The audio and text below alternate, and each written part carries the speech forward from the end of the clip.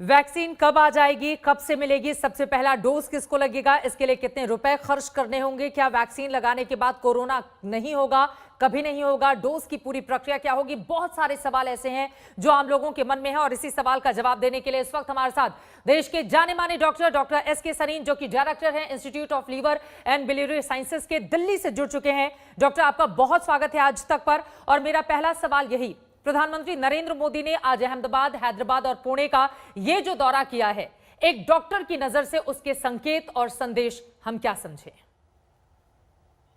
देखिए, डॉक्टर की नज़र से तो मैं एक सिटीजन की नज़र से पहले बोलूँगा। जी।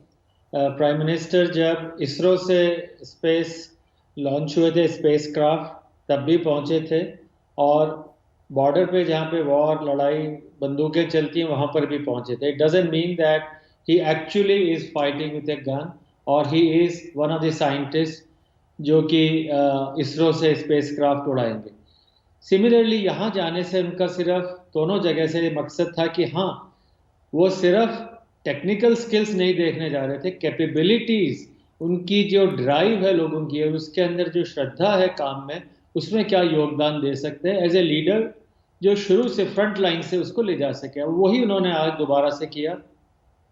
भारत बायोटेक या सीरम इंस्टीट्यूट या जाइडस में जाकर के उन्होंने जो एक तरह से ये दिखाया है कि हाँ, आप लोग करिए, मैं साथ हूँ, अगर आपको 2 चीज़ चाहिए मैं 10 देने के लिए तैयार हूँ। मेरे ख्याल से एक बहुत अच्छा ऐतिहासिक कदम है, और बहुत कम कंट्रीज के अंदर लीडरशिप ने ये इनिशिएटिव लिया है, जिससे कि कंट्री को, लोगों को, और ऑफ कोर्स जो वर्कर्स वहाँ काम कर रहे हैं, साइंटिस्ट, उनको सबको बहुत भरोसा हो गया है। I think it's a very very very positive from a citizen's point of view. बिल्कुल। From a doctor's point of view, I would certainly say कि जो उनके साथ एडवाइजर्स हैं, जो उनके साथ बाकी लोग गए हैं, या जो उनकी प्रॉब्लम्स की क्वालिटी एश्योरेंस की जो प्रॉब्लम्स है, मेरे ख्याल से उनके साथ जो इतने अच्छे एडवाइजर्स होंगे, उन सब ने उसमें बहुत मदद की।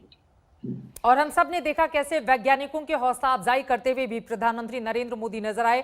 जाहिर तौर पर कोरोना के इस काल में वैज्ञानिकों ने, डॉक्टर्स ने या फिर पूरे मेडिकल स्टाफ ने जिस तरह का काम किया है, उसकी जितनी तारीफ की जाए उतना कम है। और यकीनन मौजूदा दौर की संजीवनी बूटी को ढूंढने में, खोजने में लगातार डॉक्टर्स की एक बड़ी टीम, वैज्ञानिकों की टीम लगी हुई है। अब मेरा अगला सवाल डॉक्टर सरीन आपसे यह है, वैक्सीन को लेकर आम लोगों के मन में बहुत सारे सवाल हैं। वैक्सीन कब तक आएगी, पहला सवाल। वैक्सीन के कितने डोज लगेंगे और हमारी जेब से कितने पैसे खर्च होंगे, इस सवाल का जवाब आप कैसे देंगे? पहले मैं बताना चाहूंगा कि वैक्सीन और दवाई में क्या अंतर है। जी। वैक्सीन जो है प्रिवेंशन के लिए है, कि भाई मुझे जैसे पोलियो ना हो, या मुझे टीबी या मुझे हेपेटाइटिस ना हो, तो मैं पहले वैक्सीन ले लूँगा, तो मुझे हेपेटाइटिस नहीं होगा या पोलियो नहीं होगा। और ड्रग्स जो हैं, जो ट्रीटमेंट हैं, वो सारे टीबी हो जाए या हेपेटाइटिस हो जाए या और कोई हो, तो उसका ट्रीटमेंट देने के लिए होती है। जी। नॉर्मली इमरजेंसी अप्रूवल्स जो दिए जाते हैं वो ड्रग्स के होते हैं। भाई ये बीमारी बहुत तेजी से है, इस बीमारी के अंदर ला इलाज है, मरीज मर जाएगा, तो इमरजेंसी अप्रूवल जो है जनरली, अब जैसे कोविड के मरीजों का ही था, तो रेमडेसिविर की दवाई की उन्होंने जल्दी एक इमरजेंसी अप्रूवल दिया। या प्लाज्मा थेरेपी थी, तो एफडीए ने अप्रूवल दिया, गवर्नमेंट ऑफ इंडिया ने भी अप्रूवल दिया, और दिल्ली में एक प्लाज्मा बैंक शुरू हुआ। बिल्कुल।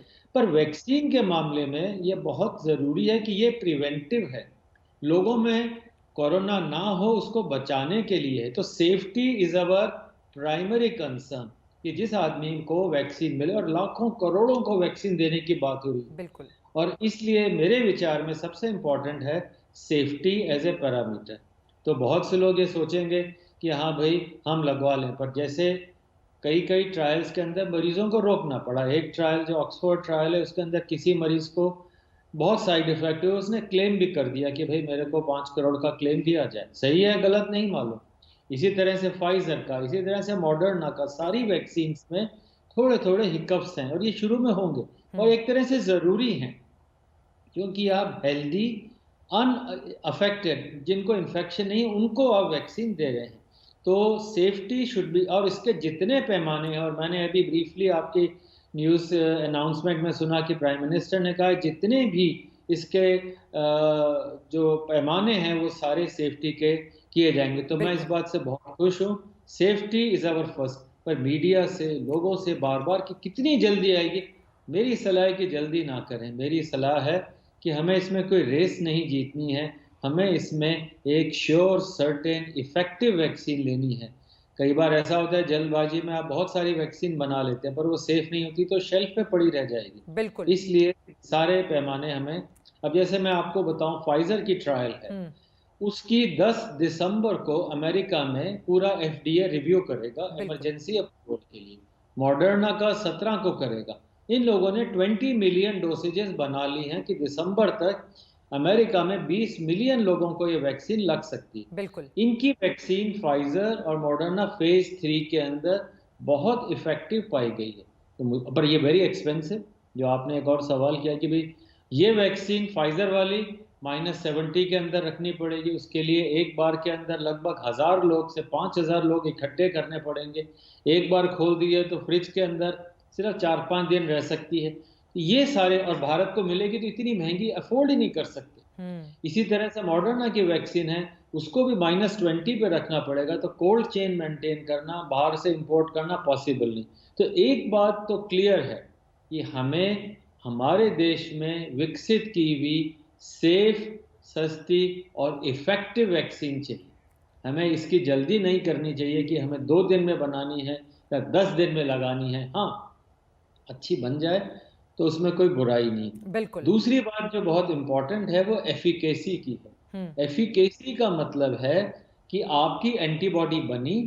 वैक्सीन में वैक्सीन करती क्या है, एक वायरस का छोटा सा प्रोटीन या उसका जीन आपके अंदर, पूरा वायरस नहीं, छोटा सा एक पोर्शन किसी सेल के जरिए या किसी और वायरस में, जो कोल्ड वायरस, डेड वायरस है, उसके जरिए आपके शरीर में पहुंचाती है। बॉडी सोचती है कि हाँ भाई कोई वायरस आया है, उसके खिलाफ एंटीबॉडी बनाओ, तो तैयार हो जाती है। जब रियल वायरस आता है तो आपके पास एंटीबॉडी है। पहली बार में आपने पूरा वायरस, पूरा कोरोना नहीं लिया, आपने वायरस का प्रोटीन लिया। तो इस मायने में अगर हम देखें तो जो वैक्सीन्स भी बनी हैं उसमें एडिनो वायरस लिया गया है जनरली, चाहे स्पुतनिक हो, रशियन वैक्सीन, चाहे इंडियन ऑक्सफोर्ड वैक्सीन है, उसमें एडिनो बड़ा कॉमन वायरस, पर ये बहुत चीज़ों को अफेक्ट कर सकता है। तो मेरे विचार से भी सेफ्टी हमारे को रखनी है, और एफिकेसी में अगर वैक्सीन आपकी एंटीबॉडीज 70% में भी बना दे, 80% में बना दे, बहुत अच्छा है। 90% बना दे तो कोई कहने का मुकाबला नहीं, तब तो एपिडेमिक, पेंडेमिक तुरंत फिजल आउट हो जाएगा, क्योंकि जिस जिस को लगाया वो प्रोटेक्ट हो गया। बिल्कुल। तो इस हिसाब से मेरे ख्याल से एफिकेसी, सेफ्टी हमारा प्राइमरी है। एक और बात है जी, एक और बात है इसमें कि वैक्सीन का स्टोरेज प्रॉपर होना चाहिए, वैक्सीन लगाने की सुविधाएं, और उस पर सारे पे भारत सरकार के अलग अलग लेवल के ऊपर काम हो रहे हैं। I think India is ready, but remember safety above efficacy. बिल्कुल। और लगातार भारत की जो कोरोना वैक्सीन है उसके बारे में हम स्क्रीन पर जानकारी भी दे रहे हैं कि किस तरह से किसी का दूसरा चरण चल रहा है, किसी का तीसरा चरण चल रहा है। लेकिन अब अगला सवाल डॉक्टर एस.के. सरीन, आपने बिल्कुल आम लोगों को अच्छे से समझा दिया कि दरअसल वैक्सीन और दवाइयों में किस तरह का फर्क होता है और वैक्सीन कैसे। लेकिन लोगों के मन में यह भी सवाल है कि जिसको कोरोना हो चुका है, ये प्री वैक्सीन और पोस्ट वैक्सीन क्या है? लोग इस बात को भी समझना चाहते हैं कि जिनको कोरोना हो चुका है उनको भी क्या वैक्सीन लगेगी, और अगर लगेगी कब लगेगी, कितने डोज होंगे, और जिनको नहीं हुआ है उनके लिए क्या प्रक्रिया निर्धारित की जाएगी? देखिए, वैक्सीन तो मैंने कहा ना बचाने के लिए। हाँ। आपको अगर कोरोना हो गया है तो आपके शरीर में एंटीबॉडीज तो बनेंगी। जिनको बुखार हुआ, खांसी हुई, थोड़ा सा सीवियर इन्फेक्शन हुआ, मॉडरेट या सीवियर, उनकी एंटीबॉडी तो बहुत ही अच्छी बनती है। जितनी जोर से थप्पड़ लगता है उतनी ज्यादा रिएक्शन होती है, गाल भी लाल हो जाता है, मुंह भी टेढ़ा हो जाता है। तो अगर वायरस का अटैक आपके ऊपर है, थोड़ा सा ज़्यादा है, तो एंटीबॉडीज़ बनेंगी। नॉर्मली अभी तक, क्योंकि कुल 8-9 महीने से तो लोग पढ़ रहे हैं, समझ रहे हैं, तो मुश्किल से अभी तक 6 महीने तक एंटीबॉडीज़ पाई गई हैं। कई लोगों में एंटीबॉडीज़ का लेवल कम हो गया, और जिनके में लक्षण नहीं थे, जो एसिम्प्टोमेटिक थे, उनके अंदर थोड़े से लेवल्स कम पाए गए हैं। पर मानिए कि 2 तरह के शरीर में सेल होते हैं, नाम याद रखिएगा, टी सेल, टी जैसे टाटा वाला टी, और एक बी सेल। एंटीबॉडीज बनाती हैं बी सेल से, जो कि आपके अंदर किसी भी चीज के लिए एंटीबॉडी बी सेल बनाएगा, प्लाज्मा सेल्स हैं बी। और टी सेल जो है वो टक्कर लेने वाला सेल है, व्हाइट सेल आपका जो है। टी सेल जो है वो वायरस को प्रोसेस करता है। तो कई बार एंटीबॉडी कम हो जाती है, पर टी सेल में मेमोरी रह जाती है। अभी तक ये नहीं कह सकते कि जो कोरोना के लिए टक्कर लेने वाला टी सेल है उसमें मेमोरी कितने दिन है, पर दोबारा कोरोना आएगा, यही टी सेल उम्मीद है कि हमें बहुत जल्दी एंटीबॉडी बनाने के लिए शरीर को प्रेरित कर सकते हैं। तो मेरे विचार से जिन लोगों को एक बार कोरोना हुआ, मेरे विचार से उन्हें वैक्सीन की तरफ नहीं जाना है। उन्हें सिर्फ एंटीबॉडी टेस्ट 3 महीने 6 महीने में कराना है और चिंता नहीं करनी। अब रहा दूसरा भाग, जो बहुत, जैसे दिल्ली के अंदर 28% 25% लोगों में एंटीबॉडी बन गई, तो भाई दिल्ली में तो 70% लोगों को ये वैक्सीन लगनी चाहिए। इसी तरह पूना के अंदर थी, 50% में वैक्सीन एंटीबॉडी थी। तो अभी हमारी प्रायोरिटी कौन सी होनी चाहिए? नंबर 1 हेल्थ केयर वर्कर, बिल्कुल। नंबर 2 पुलिस वाले, बस के कंडक्टर, या वो लोग जो कि डेली पब्लिक डीलिंग कर रहे हैं, उन लोगों के लिए मेरे विचार से there must be some committees who will be thinking, but priority as a doctor, those who come in daily contact are exposed, उनको सबसे पहले प्रोटेक्शन देना चाहिए। बिल्कुल। जनरल आदमी को मेरे ख्याल से भागा दौड़ी करके वैक्सीन की नहीं करनी चाहिए।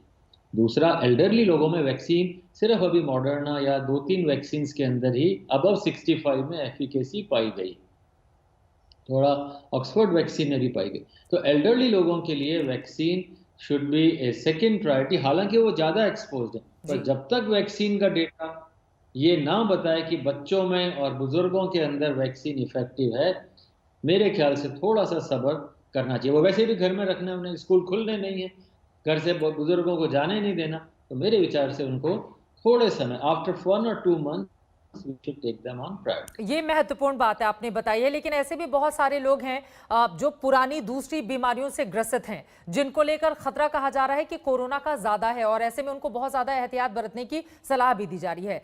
तो उनको अगर वैक्सीन लगाने की बात आती है तो क्या वो बिल्कुल आराम से, उनको किसी भी तरह की कोई दिक्कत नहीं होगी, वो बिल्कुल आराम से कोरोना जी ये वैक्सीन दी जा सकती है, और इसमें पर चूंकि कई एडिनो वायरस वगैरह स्टिमुलेट भी हो सकते हैं, तो आई डू नॉट थिंक जिनको कीमोथेरेपी चल रही है उनके लिए जरूर रेस्ट्रिक्शन में एडवाइस करूंगा, पर जिनकी स्टेबल कैंसर है उनके लिए मेरे ख्याल से वैक्सीन लगाई जा सकती है।